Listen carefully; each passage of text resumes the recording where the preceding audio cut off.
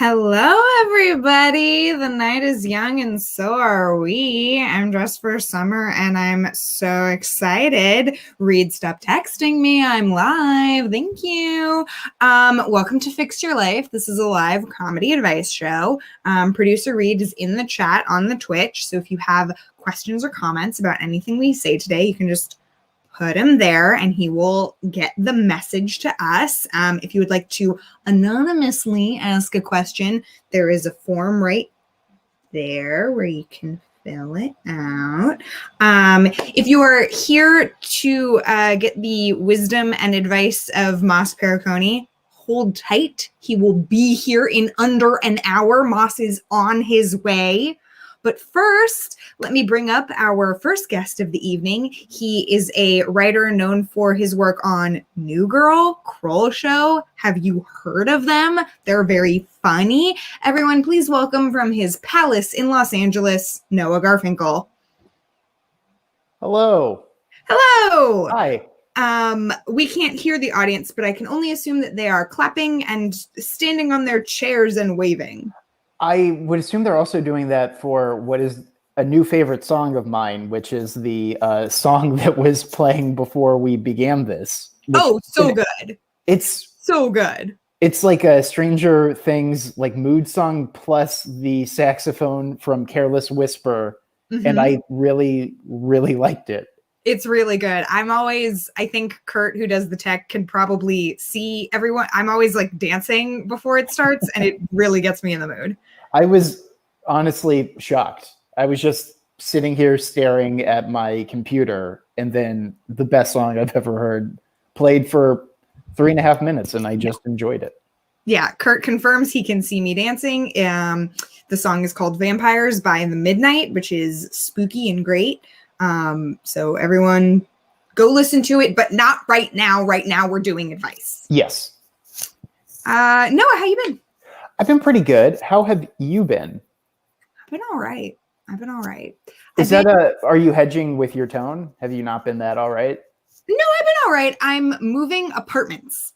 That's very difficult. Are you doing full mover situation, or is it like you're doing it yourself? I'm trying to do it myself. I'm only moving 6 blocks. Okay. I've done that same move before. And the idea is that I'm moving into a place that is, a friend already lives there and I'm just taking a room and it's furnished. So I can haul my stuff if I can just sell everything that's in this place. Do you want to like take a minute and offer things that you're selling? Would that help? Would that help you? Maybe. My ring light just died, so sorry, you're not going to see that half of my face as well tonight. Sell it. Sure. If anyone wants the dresser that's behind me, or this is my clothing rack because my room's really small and I don't have a closet. The desk. I don't know how to show the desk. The computer's on the desk, but the desk. That's about it. Will you have? I like your exposed brick wall. Will you have that in your new home? No. It's a good background for a advice comedy show with good music at the beginning.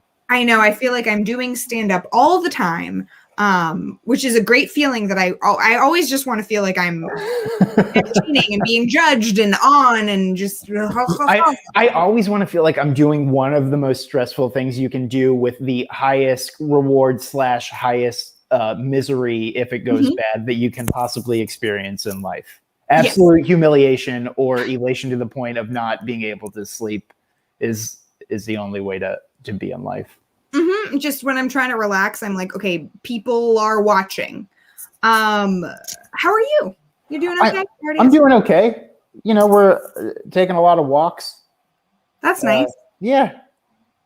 Do you have anything in your life, maybe non-walk related, that I could fix, or walk related, but it seems like you have that kind of. You know what? It is a little walk related. A thing I'm growing more anxious about that I've never been good at in my life is I feel like when I run into people, or if I'm like at a party and I'm doing small talk, I don't want to be in the conversation, but I also don't know how to let someone out of the conversation and I feel like I am trapping people, and I feel like you only get one, I'm going to go to the bathroom, and like one, like I'm going to go grab a drink. And those are my only things I can say. So if I just run into you on a walk, we're in conversation and we're both panicking because neither of us want to do it, but I don't know how to make it stop.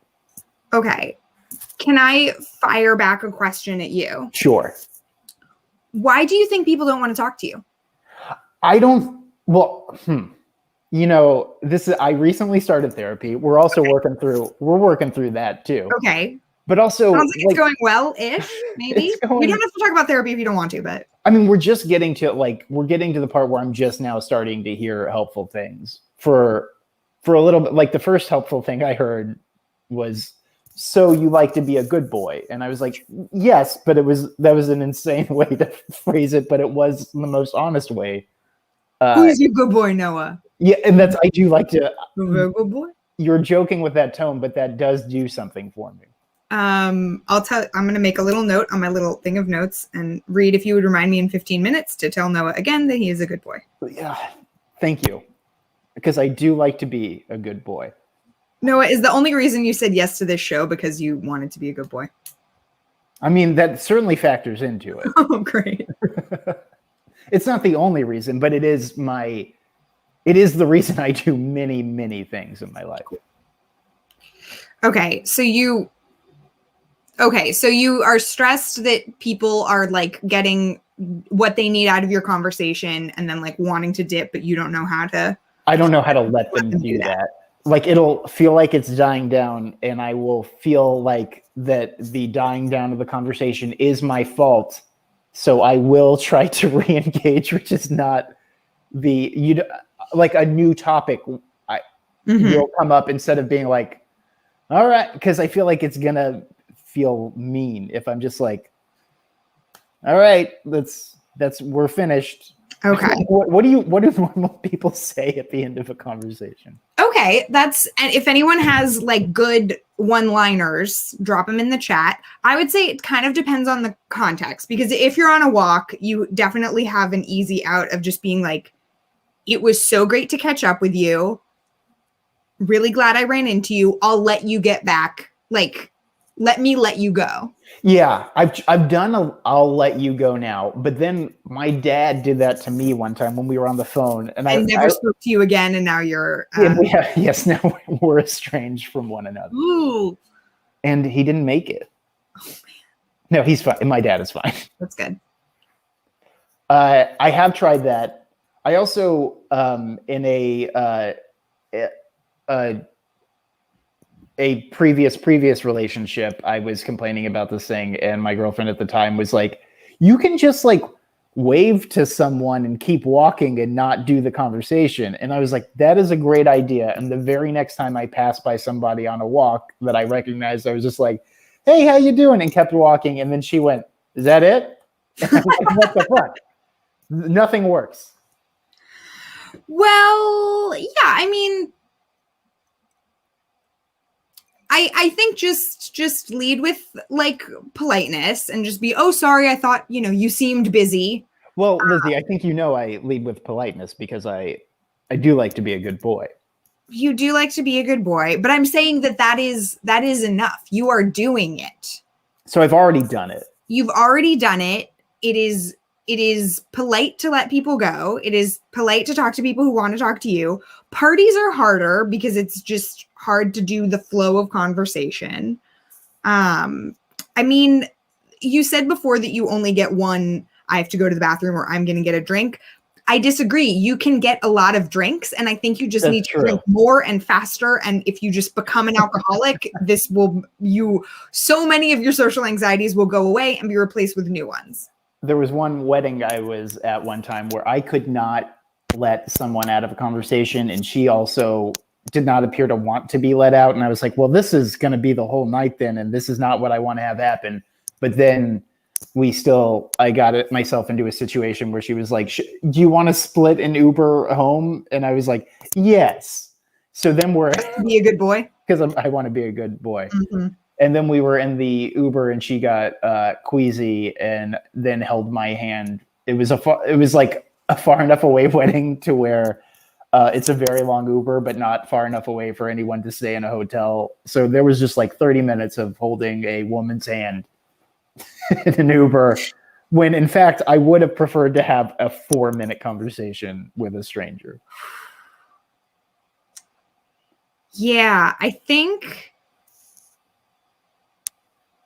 you gotta pull another. I gotta go to the bathroom. Like I think have to roll out of this Uber. The lesser of two awkwards. Like yes, it is awkward to get out of the conversation, but like play the tape through to the end. It is more awkward to be stuck with these people all night. Also, I think your mic might be hitting maybe the button on your shirt. Oh, it's definitely scratching against. Yeah, if you want to take it off. Not the shirt. I meant the mic. I'm not trying to get you to strip. I will. We'll try it without it, and if it's too echoey, I'll put it back in. Okay. How is this for everybody? Great. This is great. Fantastic. Yeah, I think just going to be also sometimes something I'll do is when there's like a lull in conversation is I will count to 5 in my head to give them the opportunity to either like say something or duck out of the conversation if they want to. Like I don't have to fill all the pauses. Yeah, I don't count to 5, but I have like made an attempt to like not feel like I have to fill the pause. And I do feel like it gives you a sense of power, which is nice. It's very nice. It's a cool person thing to do. Also, if you have anything to smoke, that is a good, just like a thing with your hands. I wish both that I liked cigarettes when I'm not. I will smoke cigarettes in very specific settings. Same. But I don't. You feel it, and you can taste the back of your face for like a day and a half, which I don't love. Yeah, it's like a little CBD pen or whatever. Or maybe you know what? That's really good advice because I don't want to get because getting high at like a party is only going to make this garbage 10 times worse. That will make the pauses very long. Yes. I have left a number of parties the second I get high with people.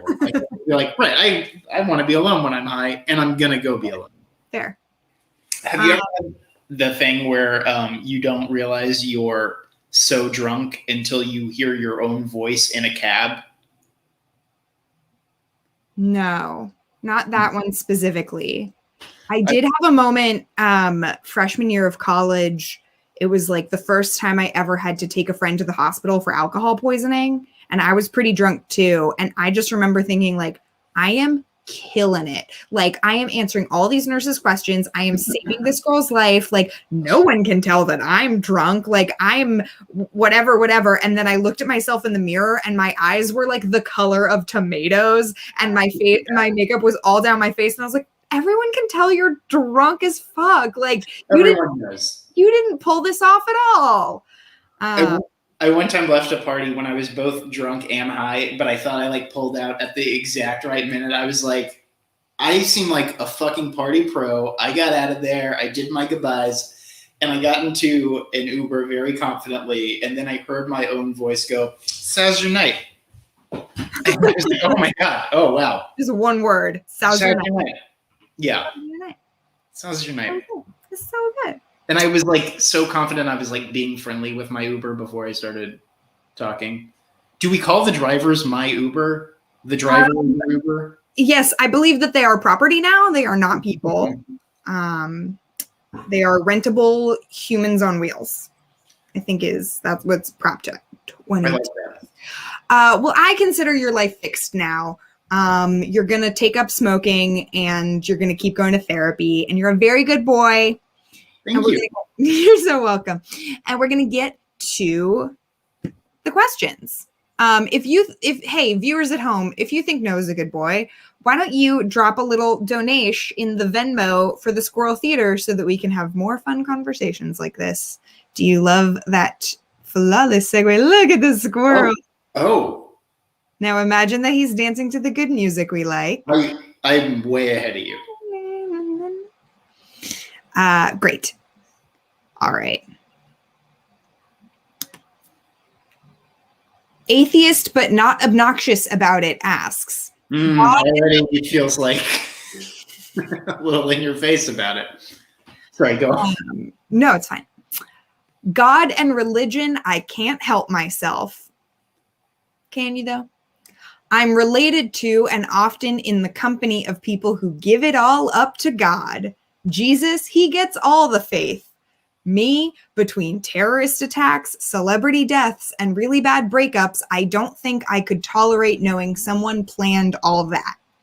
Easy answer should just be to keep my trap shut, but any coping tips? Is there a way to respectfully tell people their beliefs are hokey and that they would sound a lot saner just talking in the third person? Do I have to be saved, Lizzie? I look forward to you alienating a good portion of your viewers with your answer. In all sincerity, thank you. Well, first of all, I'm very flattered that you think we have enough viewers to alienate a portion of them. Noah, what should this completely not obnoxious person do about their superiority complex? I think you're allowed to say you don't believe in God, but I think as far as explaining to someone that their beliefs are hokey, I will tell you that I do not. I was raised extraordinarily Jewish, and if you do that to a child, often they don't believe in anything, and that is how I turned out. Right. I think you can just say you don't believe in anything, and you don't have to make any comment about the what other people believe at all. Yeah, I would say I was raised, I would say probably the perfect level of Jewish, not to brag, but like it was all about like trees and bread, and like that was pretty much it. And I still believe in all of that. You believe in trees and bread? Yeah, like pretty much. I went to Jewish summer camp and they were like, what did God do? Well, he made all these beautiful trees around us. And I'm like, okay, cool. And then they were like, how do we celebrate religion? We eat a bunch of bread and dance. And I was like, okay, I'm also down for that. So I've taken that into my adult life. I'm still down with all of that. Let me ask you something. Did your Jewish summer camp also have IDF soldiers as camp counselors? No, we had some international students or international campers that were from Israel.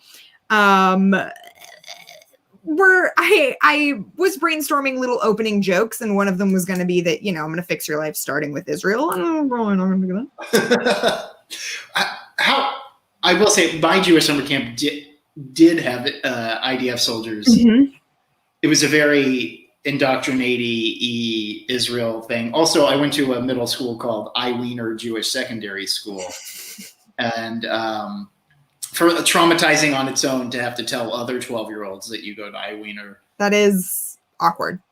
And then all the posters of Israel that were on all the walls did not clearly delineate Palestinian territories. I did not know where the Gaza Strip was, despite seeing maps of Israel every day. No, there's a lot going on there. And, I think I'm a big believer in that, Judaism does not equal Zionism, but yes, other people could make that distinction more, I will say. Back to this person's question. Yeah, sorry, I got way off on the Jewish, but I also do want to know. Back to the question. Yeah, okay. Like, this is, I would just tell this person, like, absolutely shut the fuck up. You don't know that there's no God. Like, you cannot prove a negative. You want to talk science? You can't prove a negative. You can't prove God doesn't exist. As long as their beliefs aren't hurting anyone, what is the problem? Like, if someone is religious to the point of like hating gay people or like legislating against abortion, then like fight them. But if they're just like, oh, I want to like bless my meal, like, who is that hurting? I don't understand what the problem is. Oh man, now I'm feeling a little the other side of this because no, you know what? I do agree. Non-existent devil's advocate, because he needs one because he doesn't exist. I do feel like sometimes I am annoyed at religious people because in a very not for real autistic, but in that area way, the logic of it does not add up for me. Okay. And it makes me feel anxious inside when I think about that. Okay. But also, you're right. You got to shut the fuck up because it's not your, and you're not going to change their mind. No. And they are just people living their lives. And also, if it's not hurting anyone, who gives a shit? Yeah, I mean, I guess like, what is this? You're not going to change their mind, and what does this person think they're going to prove? Like, is it more important to be right or to get along with people? Like, you know, you're just being right for being right's sake. Yeah, I think you just gotta like take that some people are gonna believe in it, and it doesn't matter that you don't to them, and that you can both be good people in the world. And yeah, I mean, okay, so coping tips. I feel like we should offer some tips. See, we've told them what not to do, which is try to convince anyone to disbelieve in the Lord. I think a helpful exercise might be to think about stuff that you believe that you know other people don't, that everyone else is polite about in your life. Because there are, for everyone, a lot of things like that. People are tolerating you, and you should recognize that and reflect that back out into the world. And I assume based on if the name you're using is atheist but not obnoxious about it, I do feel like you are aware people are tolerating you on some level, and that you can do that right back. Yeah, and like these are, if it's your religious family, these are the values they have, like that in a way shaped you into the person that you are, like whether you like it or like they raised you, and like you can't. Also, if it's your family, like there's no way that that's a top 5 problem. Well, this person said, okay, beliefs are hokey and that they would sound a lot saner. Yeah, you don't, I wouldn't use any of that. I wouldn't use sane or insane. I mean, people have believed in religion for thousands of years. It's not like, and look, we have a civilization. So like, it's not a insane thing to believe. I would push back and say that I do find it insane, but I also don't think that that's worth telling anyone. But I did just tell everyone that. All right. If any hardcore Christians are watching, bully Noah because he thinks you're insane. I mean, I don't know. I'm very agnostic. And so I'm just like, maybe. Like, I don't know. Maybe, but for oh God, now I'm going deep into it. Now I'm fully taking the side of the other person. Sure, like you also can't disprove that there's a invisible lion inside of all of us that controls all of our actions. But also, I don't think anyone would say that is the case. Well, that's going to give me something to think about. Thank you. I mean, okay, so I would just say, like, coping tips wise, like, challenge yourself to be generous and accepting of the things you cannot change. To quote, I believe the Bible. I don't know. I think it might be AA. Yeah, but isn't that from the Bible? I honestly, for having like had to take a note on every verse in Exodus, I should know the answer to that question, and I don't. You had to take a note on every verse in Exodus? Oh yeah, we had an hour a day that was just the Bible at Weeder Jewish Secondary School, and we had to go through Exodus verse by verse. I'm starting to see more why you are vehemently anti-religion. Yeah, don't send your kids to religious school. It's a good way. Don't send your kid to Weeder. No. And also, yeah, don't raise your kid in a setting where it's the Holocaust every day, all day, as part of your education. It does give things real stakes. You know what I mean? It's certainly never been more exciting than when you hear about the Holocaust. Although I will say the made-for-TV movie Escape from Sobibor, starring Alan Arkin, is a good movie. Okay.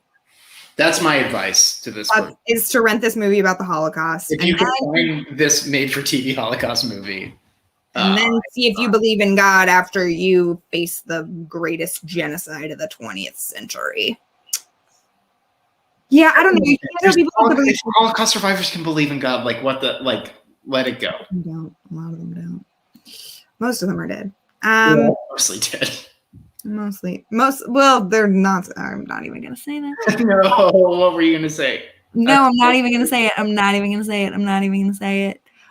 Yeah, like look inward, work on yourself, worry less about what other people believe. I think that's great advice. Yes. If they're not hurting anyone, worry less about it. Is not your job. I'm the life fixer. You are not. So is not your job. I think that's true. And I think it should occur to this person that I both have their same beliefs, but also agree with you and how they should deal with the world. Yeah. And best of luck to ya. Maybe that's how I should get out of conversations with people. Best of luck to you, and then walk away. Yeah, keep it. I like keep it real, keep it classy. Like it's been real. I went through a very small phase of like if I was on a very long elevator ride with a stranger, when the elevator ride was over, I was like, well, it's been real. Can you believe that? Never got a laugh. Not once. Cool. Hey, Lizzie. Yes. Hey, before we move on, it's been 15 minutes and it's time for you to remind Noah that he's a very good boy. Thank you so much, Reed. Thank you so much. Noah, you are such a good boy. Thank you. Thank you. Good boy. And thank you, Reed, for reminding her to tell me I'm a good boy. I have another timer set, so you're. Thank you so much. We'll keep it going. I do not love that this is effective. Do you have any kind of smart speaker in your home? A smart speaker? Yeah, like an Alexa or a Siri. I do have a, is this an audio problem that is happening? I was saying that you could set a time, you could make it do that for you. That is a really good idea. And I also think would be troubling if I did it. That would make me feel, I think we would get into a Her situation. You remember the movie Her? I do. Yeah, I don't want to have sex with my Bluetooth speaker. But she was so hot. She was Scarlett Johansson. Maybe I'll do it. I might do it. Report back on how. I will report back on if my Color Bose speaker becomes an object. If you can teach it to tell you that you're a good boy and then hire a sex worker to simulate sex with it, I think that might be fun. Might be a little bit fun. Okay. Showbiz / confidence. Yes. I love the category. Yes. Thank you, Reed, for the categories.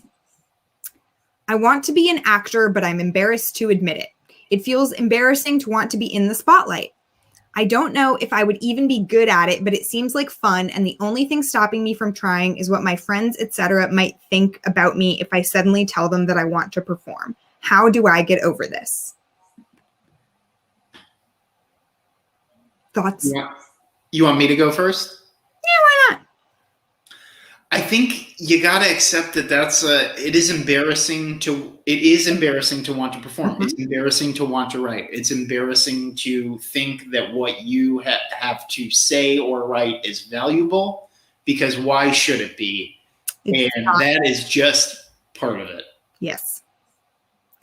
Yeah, I would say like you're not going to get over it. You're going to accept, like, you're just going to feel that way for the rest of your life. Like, does that, you know what I mean? Like if you don't feel that way, you're a bad person. Like when you meet people who are actors who are just fine with it, you're like, oh no. Great. Have fun. Stay away from me. Good luck with everything outside of your success, which you will have, because you're never make eye contact with a minor. Yeah, I mean, like, your friends are gonna be the least of your worries.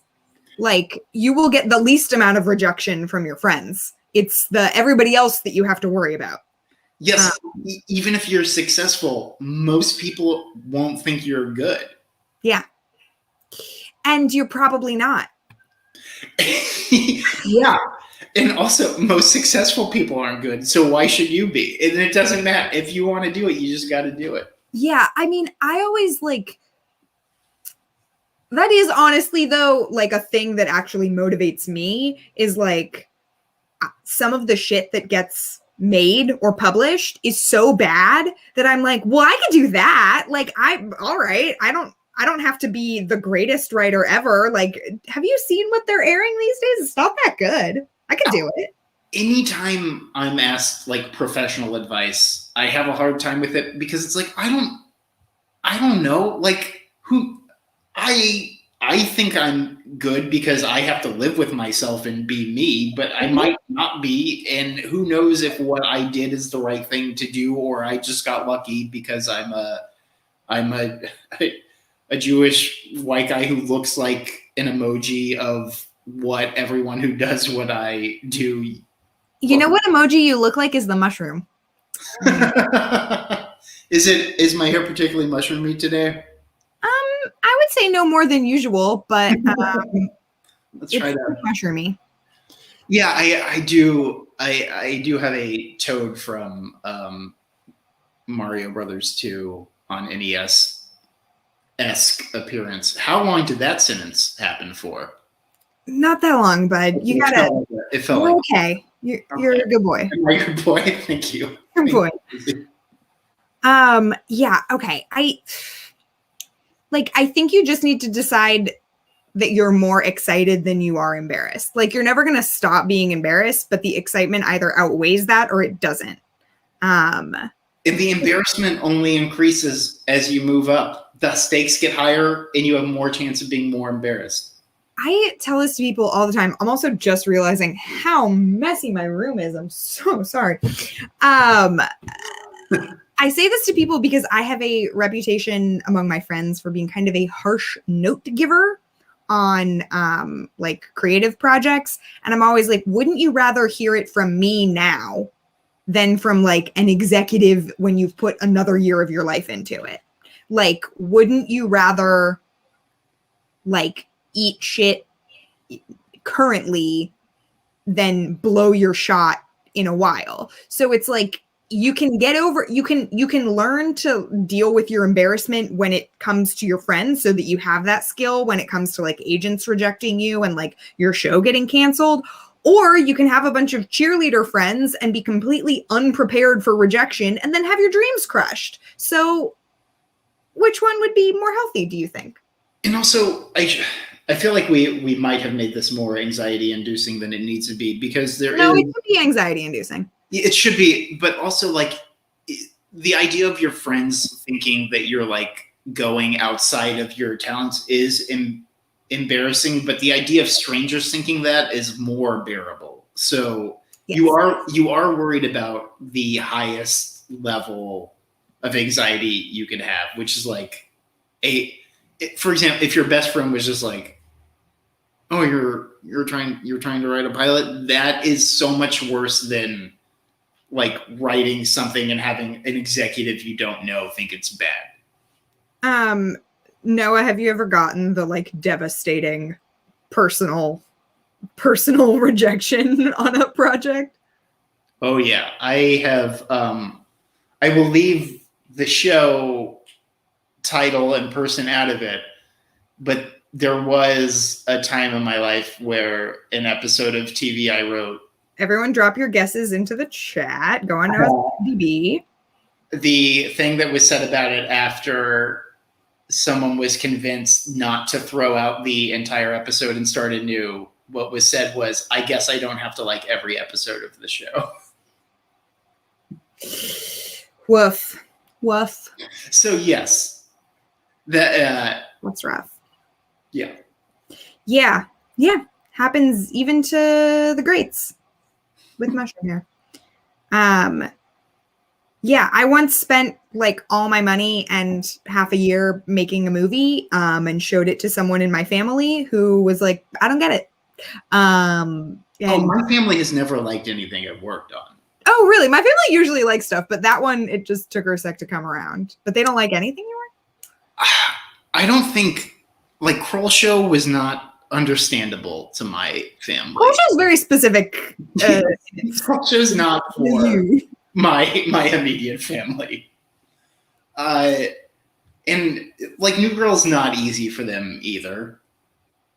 That surprises me. I think of New Girl as a crowd pleaser with wide appeal. It's a different crowd than my immediate family. Okay. Who found various people annoying. Okay. That's I also don't think they watched the amount of texts I get that are like, what time is it on? And it's just like, this is all available on the whole internet. Yes. You do not need to be texting. Not hard to find. Not a hard to find show. It's one of the easiest to find, one of the easiest to find shows that's been on in the past 15 years. Do you have the internet? You can watch New Girl. Have you been on an airplane? It's on the airplane. It's always on the airplane. It is always on the airplane. Fun fact, Nick Kroll is married to a girl who went to my high school. Really? Yeah, which it's just one of those things. I never met her. She seems lovely. I met her younger brother.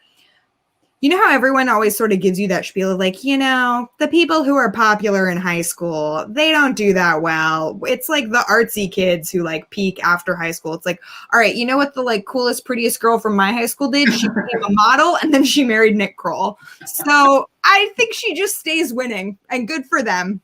She did great.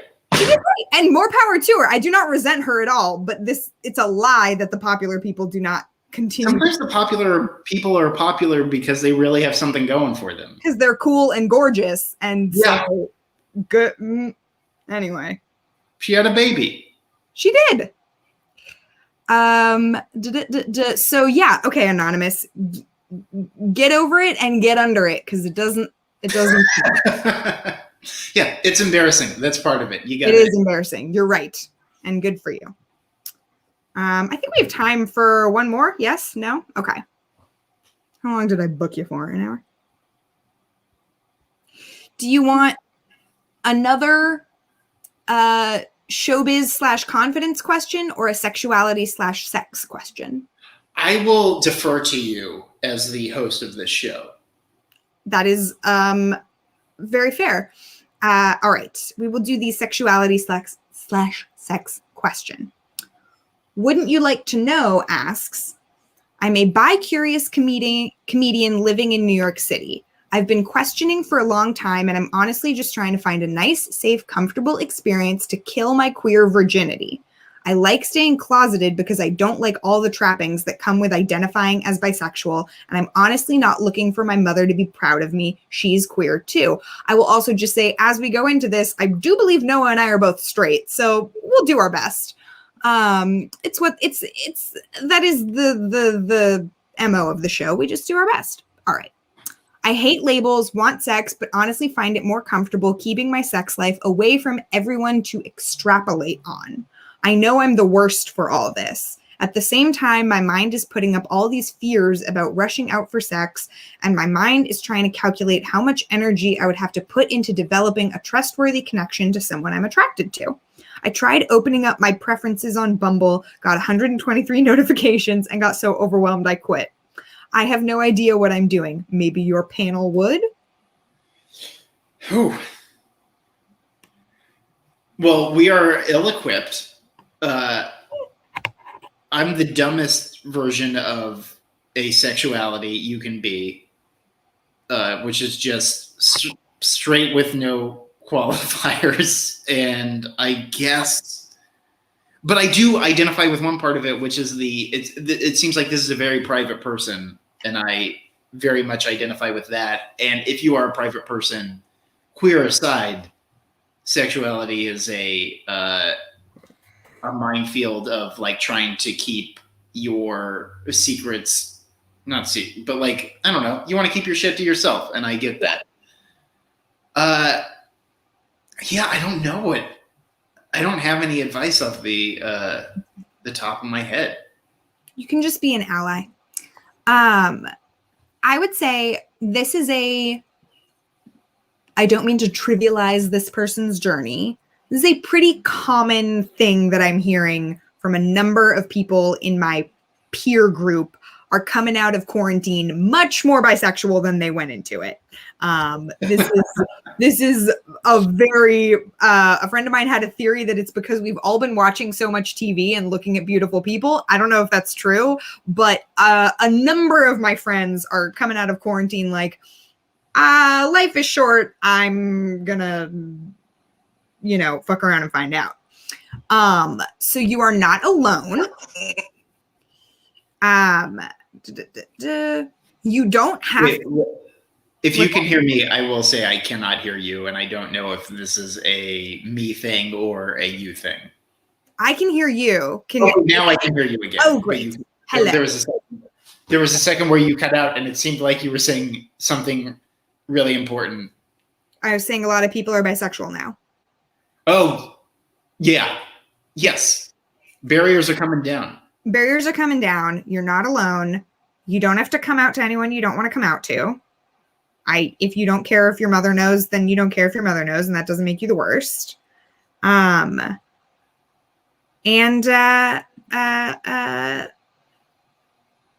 think not that you're overthinking it.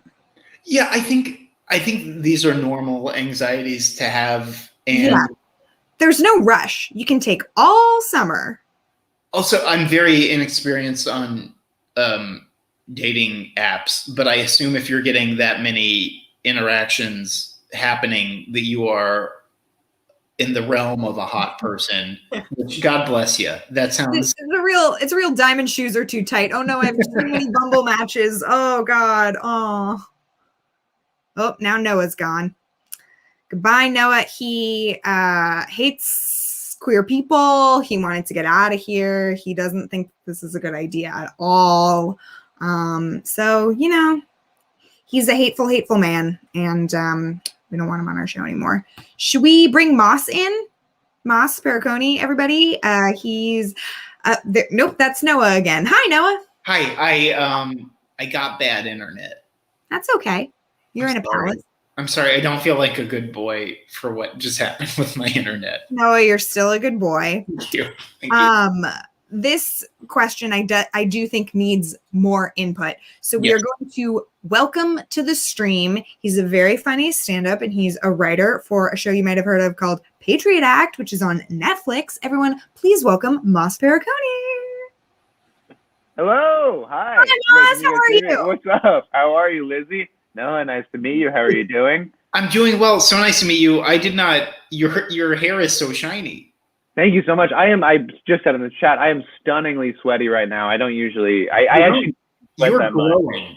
Oh, thank you so much. I fucking sprinted here. I was with a friend, and I wasn't looking at my phone, and it was 10 minutes ago I was in Fort Greene, and now I'm in Park Slope. If that means anything to anybody, I ran so fast. But I'm happy to be here. Thank you for having me. Moss, I'm very flattered that you would sprint so as to not be late for my Twitch show. Of course. I was running down the street like, I have to be on Twitch. And I run. The lives need to be fixed. How are you doing? What's up, Lizzie? Good to see you. This is I think I haven't seen you in so long. I know. Well, I want to catch up, but have you been listening to any of the we're talking queer sex. Oh, cool. Great. Awesome. Did you hear the question that I read? I can recap it if not. I did not actually. I actually left the room to towel off a little bit. I was so sweaty. But please give. So this person is like coming out as bi. Okay. They're very private about it. And it sounds like they have not had sexual relations yet with someone of the same gender presentation as themselves. And they're trying to find a way to like ease into it. And it doesn't sound like the apps are too much of a minefield, too scary.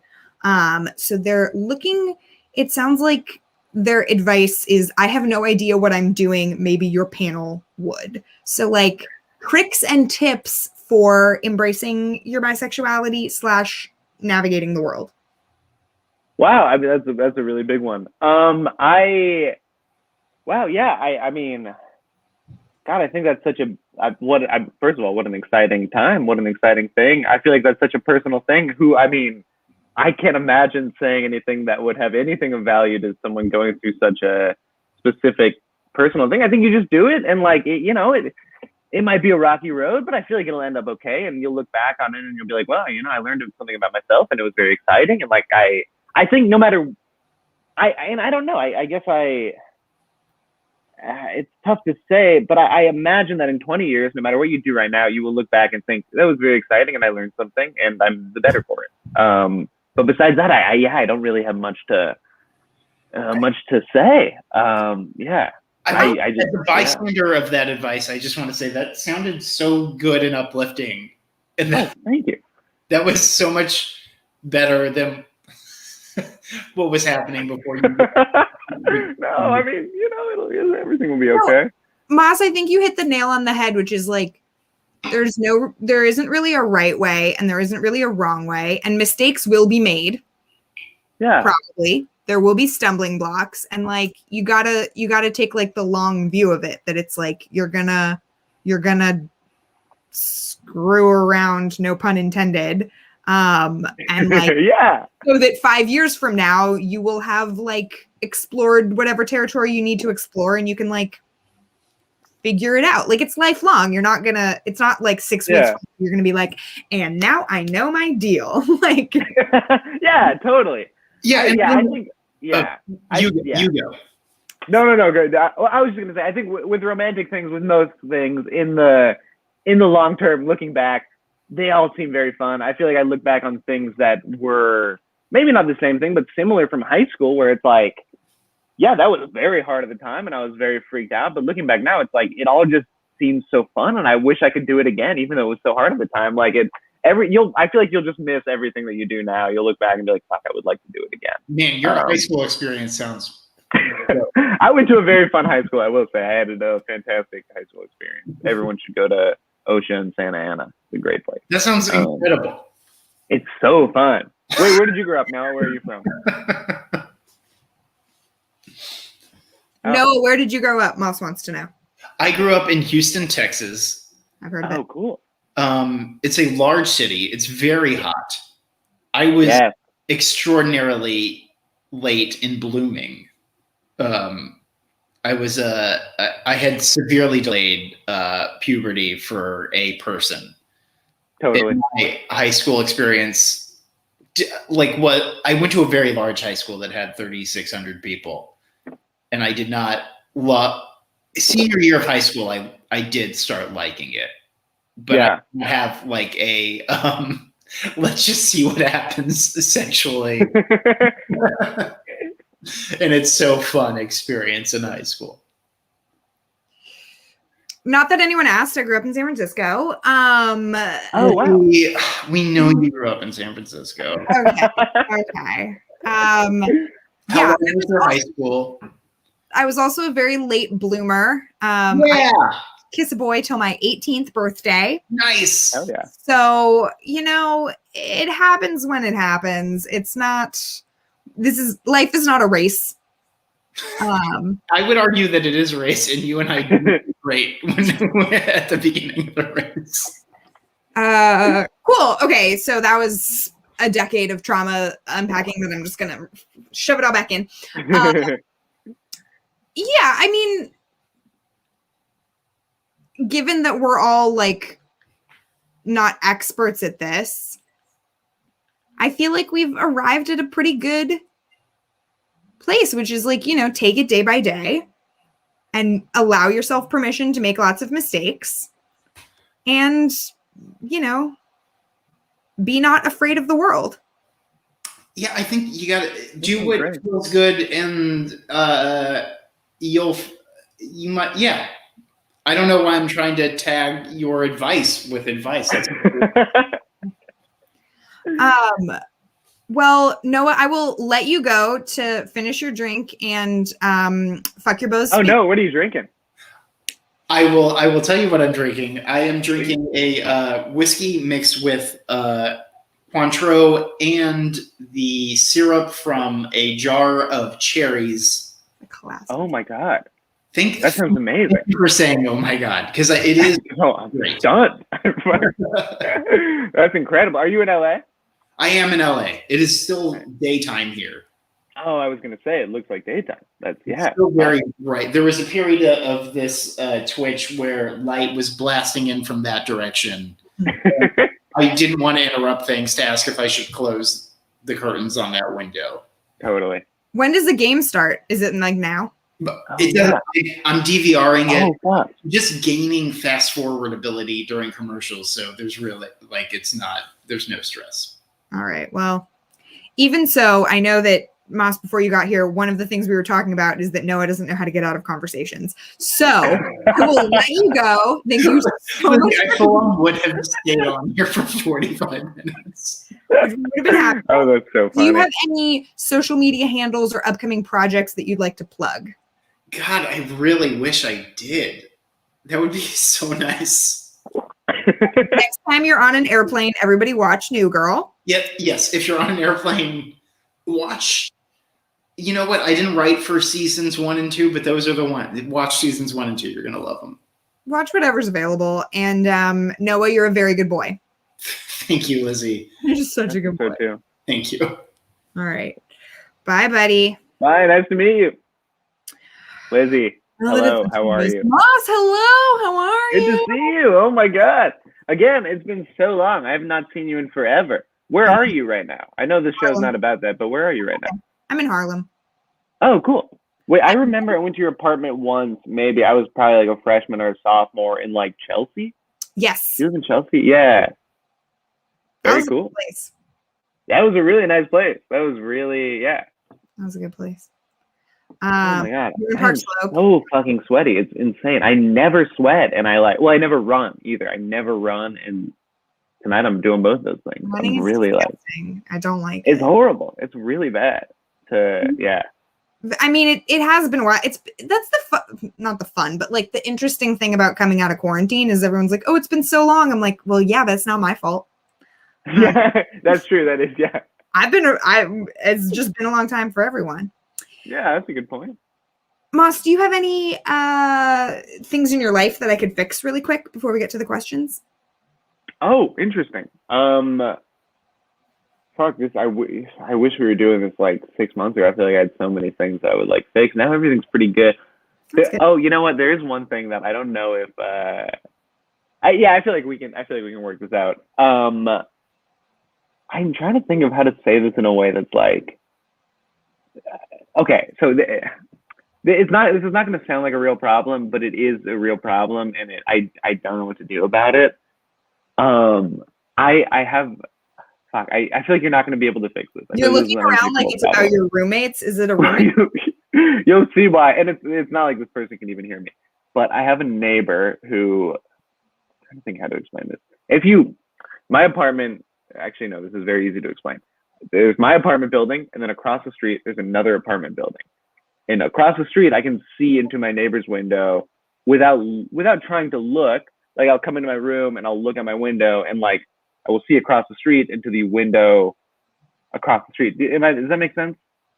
Yeah. You have a window, and they have a window. I have a window, and there's another. Okay, great. And so I just want to make it very clear that I'm not doing this on purpose. Wait. You have a window and they have a window? I know. I know this is very difficult for you to understand, but try to. And I'm going to pull in a whiteboard in a second, and I'll diagram the whole thing. But I have a window, and they have a window, and it's lined up perfectly. And when I look at my window, I can see into their window.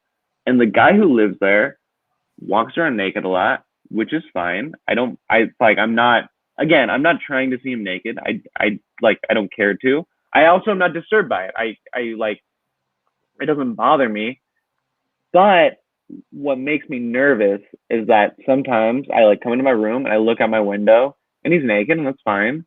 But I'm worried that he will turn around and see me at that point, just looking at my window, but it'll look like I'm watching him naked. That's my big thing, is I don't want to seem like a perv. And I'm not. I'm not trying to, but it's gonna happen at some point. How long have you lived there? 3 years. And he's been naked the whole time? No. I cannot even tell if he's lived there for 3 years, but he only started getting naked in the window maybe 6 or 7 months ago. Okay. It seems like this is maybe like a pandemic induced nakedness. But that I did think about that. But why? Like, he had to have been getting naked before. It's not like he just started changing his clothes in the pandemic. Like, Well, it sounds like he's walking around naked. I misstated that. He's not like strutting. This is like him like drying off or changing. He just changed in this room. But Lizzie, imagine you're changing and you turn around and you look out the window and your neighbor is like at that moment looking out their window and it looks like they're looking at you.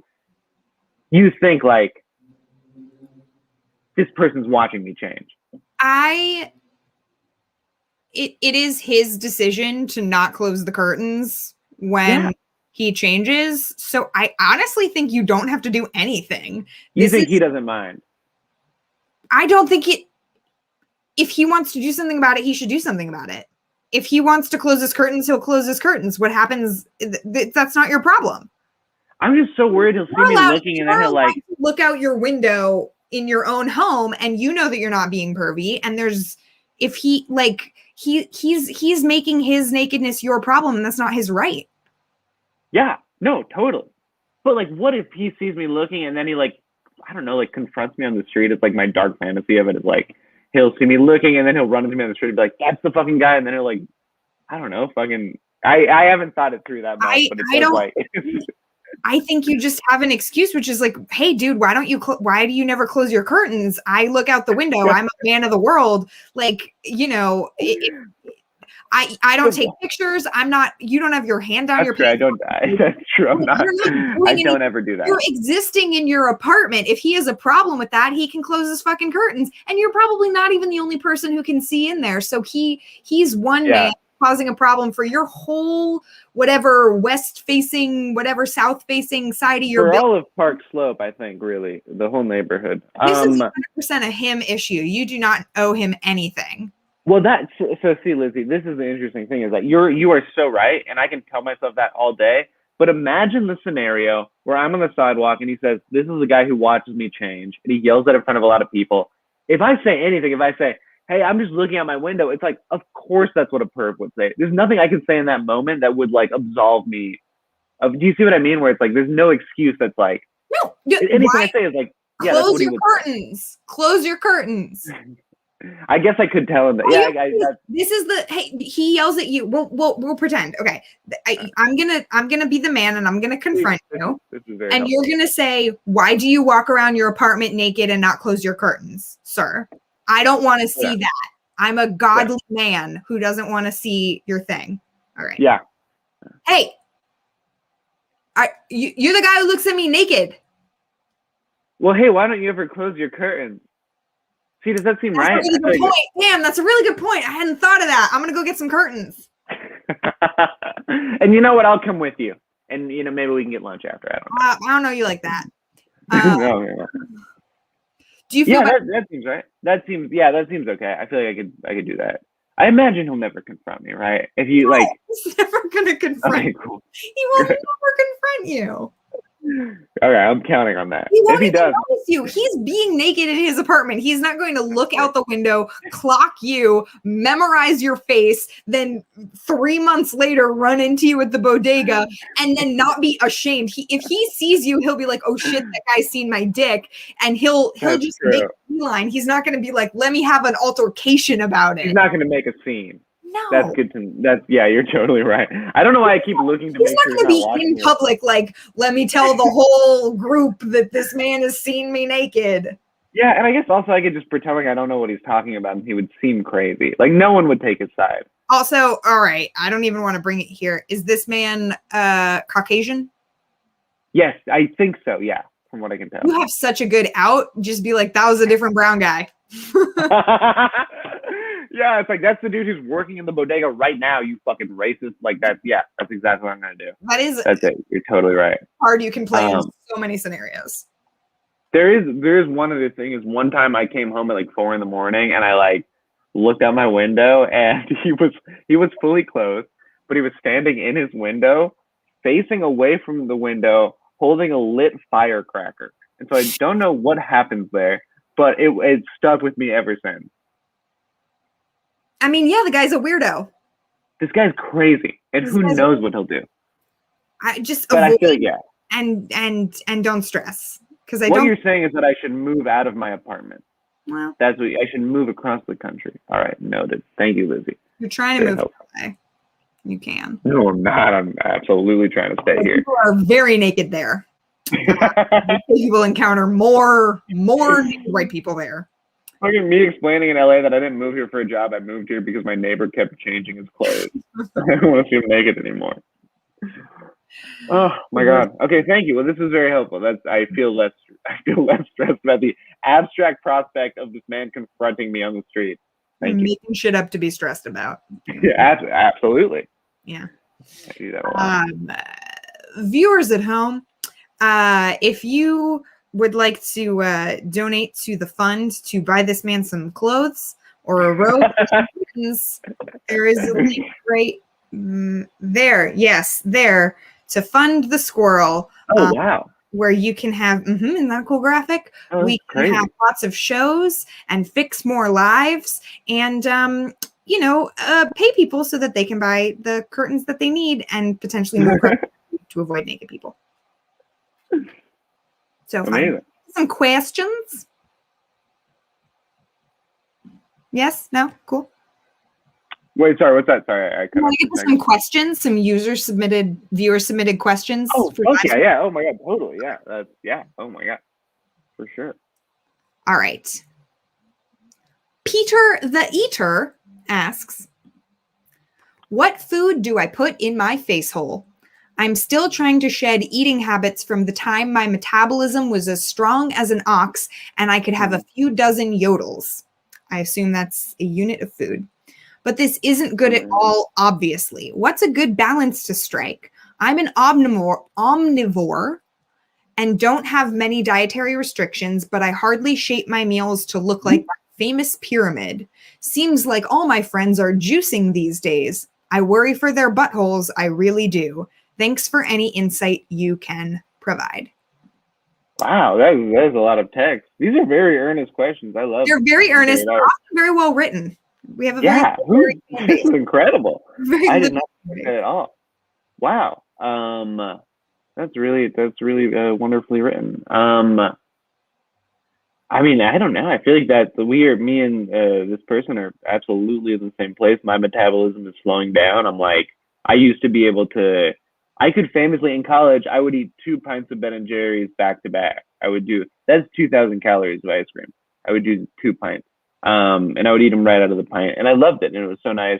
And I would have halal all the time, and now I obviously can't do that anymore. And I'm like, I actually had a thing where a couple of years ago, it snuck up on me very quickly, where I just got chubby out of nowhere. I went to the doctor and he weighed me, and I was like, oh, that I weighed the same since I was 14, and now I weigh 40 pounds more than that. That's a number I've never heard come out of a doctor's mouth before. It freaked me out, and that's been on my mind as well. I think it's hard. I think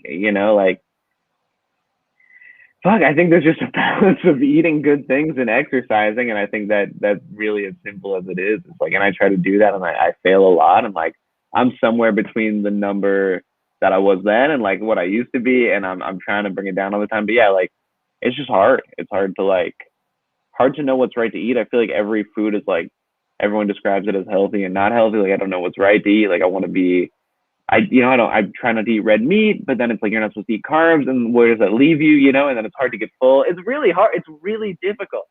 Yeah, I this is not an answer. This is just an affirmation that this is a problem. I don't know. What would you say, Lizzie? I would say, it sounds like this person doesn't need to necessarily lose weight or lower their cholesterol or whatever. They're just trying to develop their adult habits and not be just eating like a teenager anymore. Try to eat vegetables every day. In addition to whatever. I do not as a rule, I don't believe in cutting things out. Have a little red meat if you want, have sugar if you want, going whole hog on I'm not going to eat this is kind of a recipe for disaster. Pun. Yeah. But try to eat a fruit and or a vegetable every day, because then at least there's vitamins in your body. Yeah, If you're gonna that's snack, such a good point. like a filling, healthy snack. And what else did this question say? No, Lizzie, that's totally right. I feel like what I've found really, the one thing that really works for me is not thinking about like cutting anything out, but thinking about it in terms of like adding things in and like eating more of certain things, and then I don't want other things. And like, I think the main problem for me right now is time. Like, I don't have time, and so I order food, and that fucks me up. But like, when I have time and I have like the time to eat whatever I want, it's like, oh, it's just adding in the things that I'm supposed to be eating, and they're all good. Like, fruits and vegetables taste good, and they're very nice. And when you have the time to cook them, it can be wonderful. And then you don't want anything else. And I think it's really just a time thing. And when you can do that, that's like, I mean, that covers it. To like, yeah, I mean, there's so many good salad dressings. If you get a pestle and mortar, you can fucking make any salad dressing you want, and you could have you can make salads that are really nice. Yeah, get a pestle and mortar, make your own salad dressing. Yeah. Tip. Like, I would even say like go grocery shopping. Like, because that's weirdly a thing that we don't learn how to do as like because you don't do it in high school, and then you can't do it in college because you like don't have a fridge. Like the dining hall, so you're just like eating whatever's around, and then like no one ever like go to the grocery store every week, and then you'll have stuff in your house that is not terrible for you and tastes good that you can eat when you're hungry, so that you're not just like, fuck, I'm hungry, I guess I'm going to McDonald's. Like, yeah, get that's some exactly it.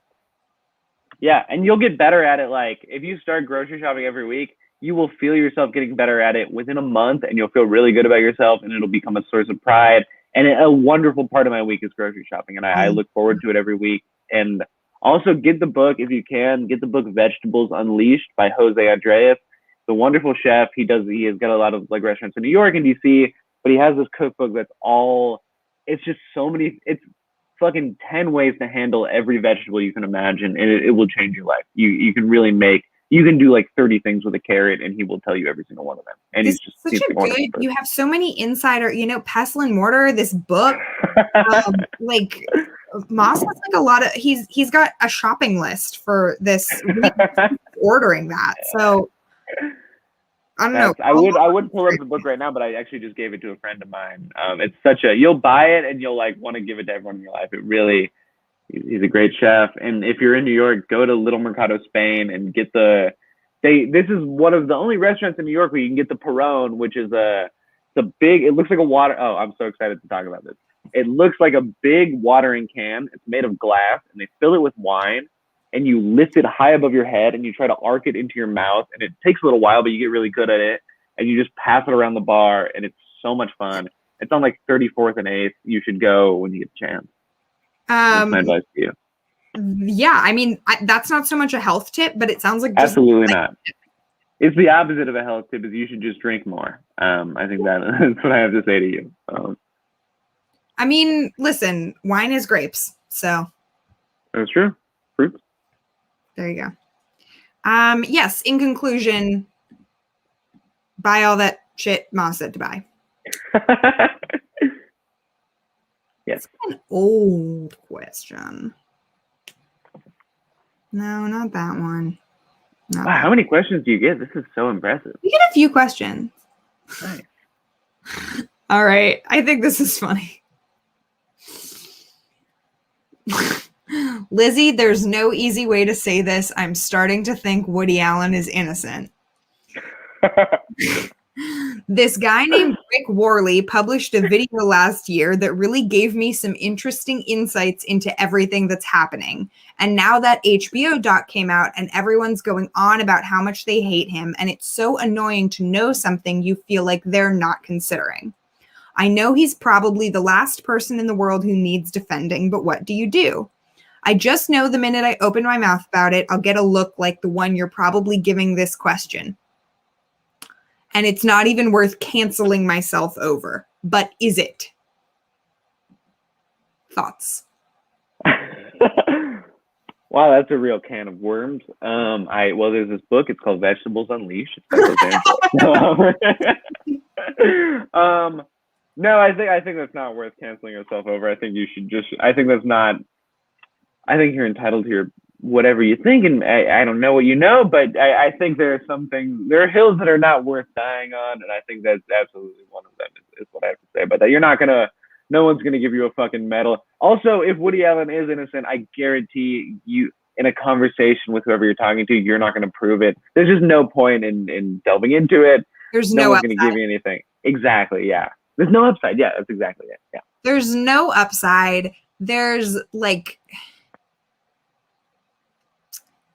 I will say, like, for the purposes of this conversation, listen, I wasn't there, right? I don't fucking know. I have my beliefs. I know whose word I'm taking, but I wasn't there. So, okay, I wasn't there.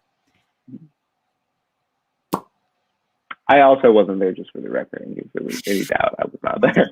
I promise I wasn't there. Like, I think that this happens a lot with like canceled dudes and their fans rushing to defend them, where it's like a missing piece is like, does he give a fuck if you believe him or not? Like, it especially happens with like Louis C.K.'s fans, where it's like, he doesn't know you. He doesn't care about you. Like, Woody Allen doesn't give a shit whether or not, like, I'm sure he would love for the world to not see him this way, but like, he's not tucking himself into bed at night next to Soon Yi being like, I bet that person defended me at a party today. He made his decisions and he's living with the consequences, and he, to defend himself, has like all the resources in the world. So like, this is not a person who would appreciate you sticking up for him necessarily. Yeah. Like, versus all the other people in the world who like could use an advocate in a conversation. Totally. And there is definitely a feeling that I can understand that you would have, where you're like, I feel like I know something that nobody else knows and I should say it. And it's like, that is a feeling you can have about anything, whether you're right or wrong, and that's totally understandable. But I think that feeling is not oftentimes, but sometimes, and maybe in this case, it's like good to suppress sometimes, I think. I've had that feeling a lot, where it's like, oh, these people are saying these things and I feel like I know these things that they don't know, and I just have this base of information that they don't have. And it's like, I feel like a lot of times it's like, all right, just fucking tuck that away. It's not, you have nothing to gain, absolutely nothing to gain. And that can be frustrating, but I think if you tuck that away in 20 minutes, you will have forgotten about it, and the conversation will move on, and everyone will be better for it. Yeah, like, everyone's talking about how much they hate him. Like, how long are they really talking? Like, you're seeing tweets, maybe it comes up for 10 minutes at a party, then people move on. I'll also say, just someone puts something in an internet video does not make it true. There's a thing called QAnon where there's a lot of internet videos about that, and it's not actually true. So thoughts are fleeting. Great. Glad we agree there. It would be pretty funny if you were like, well, I got... Oh, that would be horrible. Oh my God. If I asked the question, well, okay, great. You were like, fucking finally someone's talking about it.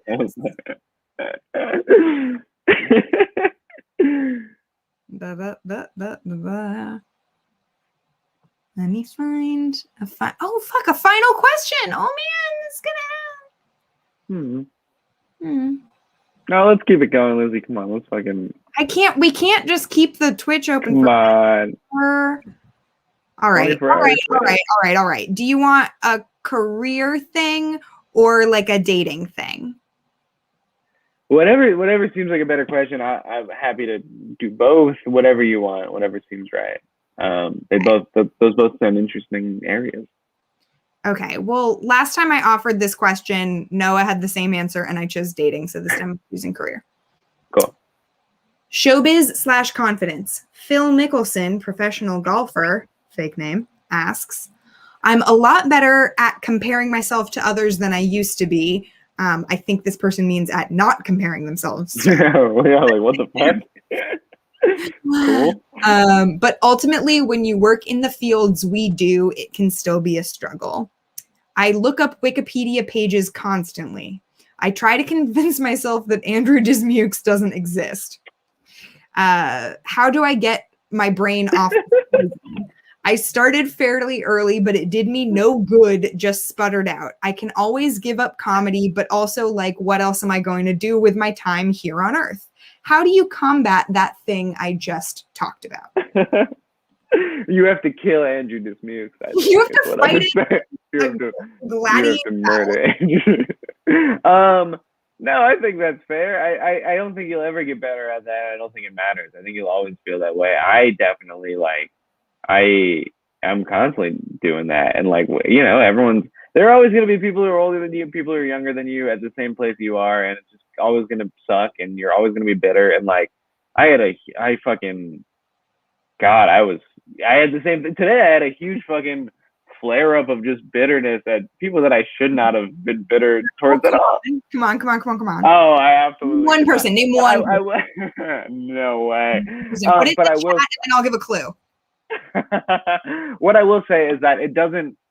And this maybe doesn't help you at all. But when your friends are doing well, that's good for you too. That can be very helpful for you. It's not a bad thing at all. And when people you don't know are doing well, that sucks, but like there will be time for you and it will be fine. And when people you hate are doing well, that's absolutely bad and you should hate that and you should feel terrible about that.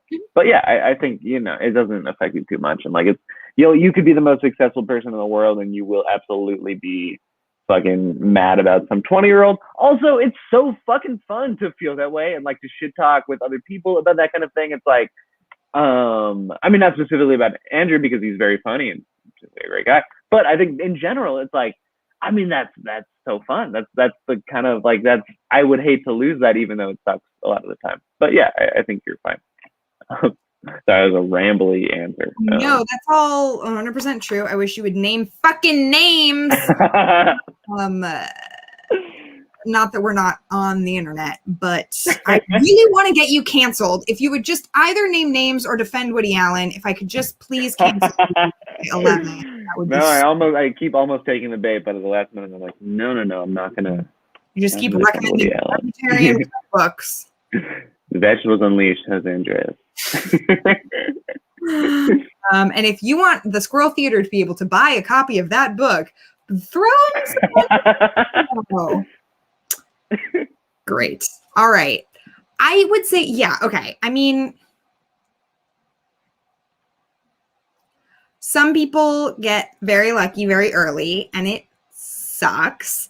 I'm in a position where it's like I've had a lot of like almost breaks of like things that sort of were like 10% away from really going my way. And like if they had, and for me, it's just more of like a what if thing of like, what if I had just gotten that job? Or like, what if the show I worked on hadn't been fucking canceled? So it's like that is just part of it. And it seems like this person has recognized it and is working on it. And like, yeah, shit talking with your friends is the way to go. It's so much better to do that than to like complain on Twitter, which a lot of people do. And it's very, you just bitter. You never seem cool. It's awful. It's the worst thing in the world. Oh, I had something so smart to say and I just, okay. Well, so this is what I was going to say is I had a job. It was just an assistant gig, but it was at like a very cool Netflix show and it was exactly where I wanted to be. And then we got canceled after 10 episodes. And I remember being like devastated where I was like, this was my big break and it is going away and blah, blah, blah. And I had this moment of being like, Lizzie, shows get canceled all the time. And you knew that and you chose to go into this industry. So if you don't just make your peace with it now, like you're an idiot. Like you can't have a breakdown every time something doesn't go your way. And I feel like you kind of have to like Ma said, there's always going to be people younger than you. And there's always going to be people who are doing better than you. And you kind of have to like, just make a decision that like, you knew that and you decided to do it anyway. And this person says like, I could always give up comedy, but what else am I going to do? Like, either do it or don't. You can quit and there's no shame in quitting. There is no shame in deciding to do something else with your life. But if you don't quit, don't say that anyone like fooled you or that you didn't know it was going to be this hard. Like if you decide that you want to do this, then like do it with your whole fucking chest and don't be like a little bitch ass baby every time, you know, they hire some little punk at SNL because you can't control that. Is that enough? Yeah. No, that's totally right. And also like, building off that, like, I think it's totally right to feel this way and it's fun to like talk about it. And like, I don't think you should ever try to suppress that feeling because it's a genuine feeling and it is fun to feel. But also, like, I don't think you should make, I really think you should never make any permanent decisions based on that feeling, because I think you see very quickly the tables turn so fast that, like, there are people that you will think, like, oh, this person has it all and I wish I could be this person and I'm so resentful of this person. And then the tables will turn, and then in like 3 years that person will be asking you for advice, and then the tables will turn again. I mean, it happens so fast that, like, there are people that I, like, stupidly wrote off 3 years ago that are now so successful. And there are people that I thought were going to be the biggest fucking thing in the world. One fucking person you'd make. No, I'm just going to keep dancing around it. Right. But, like, yeah, I mean, you just, like, there are times when I thought, like, oh, I'm on top of the world. I am doing so well. And then the tables will turn and it's like, oh, I'm so fucked. And this person that I totally looked down on 3 months ago is like, has everything. And then it turns again and it's like, you will just be relieved every single fucking time that you didn't make any decisions based on that feeling, because it's very fleeting, and like it'll come and go. But not for Andrew's a star, but for everyone else you feel that way about, it's, the tables will turn. Yeah. And this is not a zero-sum game. Like, success for one person does not equal less success for you. Like, another way to think of it is that, like, every time someone in your peer group gets an opportunity that, like, levels them up or whatever, like, that's one less person that you have to compete against in an interview, because they have a job now. And so they're not applying.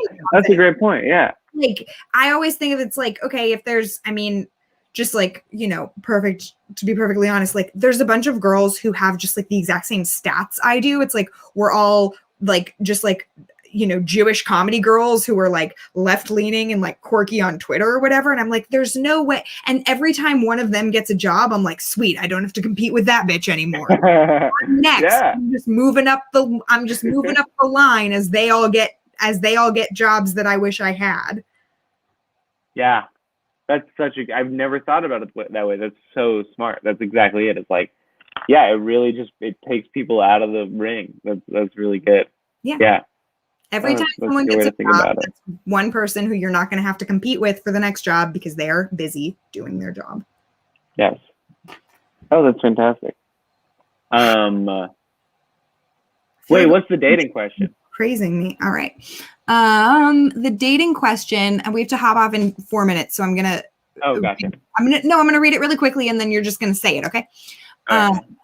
I'm in my mid-30s and I haven't been in a relationship for a while, and I really want to be. I'm ready to meet someone and get married forever, but I'm also in the mood to do lots of fun, casual dating / sex this summer, and I feel anxious about trying to do both things at the same time. What if I start getting serious with someone and I like them a lot, but I'm also still in the mood for casual stuff with other people? Should I commit to only doing casual stuff for now and wait on looking for something serious, or do you think it's possible to do both at the same time?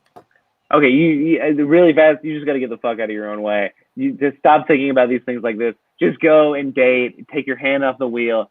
Something good will happen. Do not think more than like 2 days in advance. Just go on Hinge and make fucking 7 dates a week. You will have the best time. Go to the same place every single date, and you will have a fantastic time. And maybe at the end of the summer, you will have someone you'll be with for the rest of your life. Maybe you won't, but it will be really fun. And yeah, if you think like that, you'll never fucking do anything, and it'll be hard. Yeah, and who is this person who thinks that they get to decide when they meet their soulmate? It's like, should I do it now or in 6 weeks? Like, if you fall in love with someone, you fall in love with someone, and if you don't, you don't. And I don't know why you think that you're in charge of that. Yeah, just put yourself out there a bunch of times every week, and it'll be fun. And also the best time ever to be doing that. Like, this is truly like such a good summer for that. You have nothing to lose, and you will have a great time. And I'm so jealous of you. It is. Are you not allowed to do that? Is that why you're jealous? Oh, that's a horrible thing to say. No, I'm very happily in a relationship. I'm not jealous of you at all. I'm happy for you, is what I meant to say. My partner, he's not jealous. I'm not. No. If I can't cancel you, I will at least ruin your relationship. Yes. Now yeah. Yeah. I mean. Yeah, you can't do both at the same time, but you should just do whatever, and then whatever will happen, and you can't control your life. You can't plan your life like that. You can't plan your life. What's going to happen in the future? It'll pop up. The fourth person you go on a date with will just like change your life and you will marry that person, and you know, who knows. Yeah, it is slutty summer. It is, as my roommate calls it, the whoring 20s, which I thought was cute. That's really nice. The lives, I think, have been fixed. Moss, thank you so much for being here. Do you Oh my God, thank you for having me. This was so fun. do you have any social media handles or upcoming projects that the audience can check out?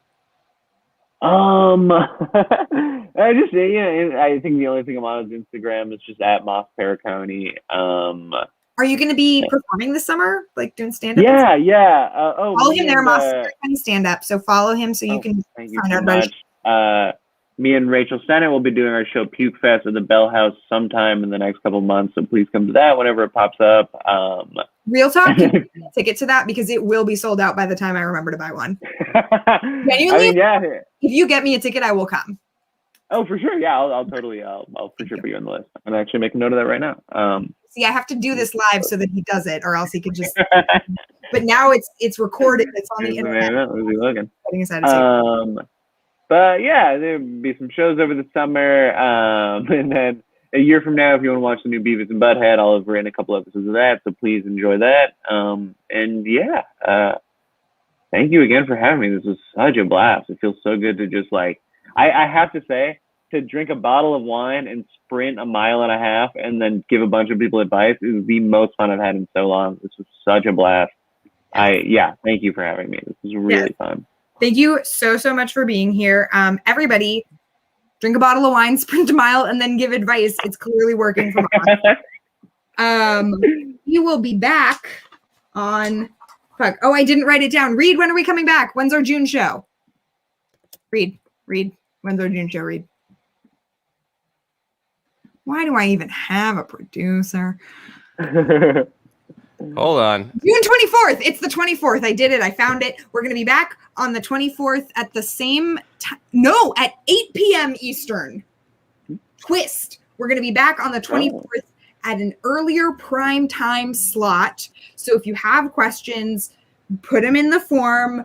Moss, thank you so much for being here. Thank you for having me. This is so fun. Take us away. Pump that great music.